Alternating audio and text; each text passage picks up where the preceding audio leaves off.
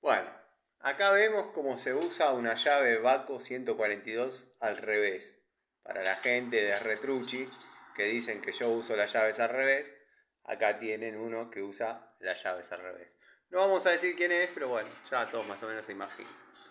Ahora aparentemente viene un momento épico. La rotura del tanque. Ahí está volviendo de un piquete y le dijeron si por favor podía romper el tanque para sacar algunas piedras. Observen la linga de seguridad, el calzado de protección, obviamente. Bueno, se cayó un pedacito adentro, le va a tapar los caños. No vamos a decir de quién se trata, pero bueno, para preservar su identidad. Si le da 2 golpes más con el martillito de 1 kilo, va a necesitar un pulmotor este hombre. Dale, dale, dale. Dale que vos podés, loco.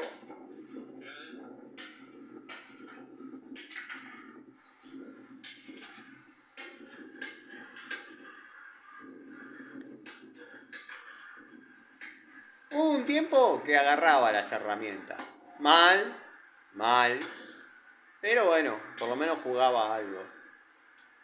Ahora la línea de vida, no sé muy bien dónde la tiene atada. A una maceta, creo. Les mando un saludo, un placer, un deleite.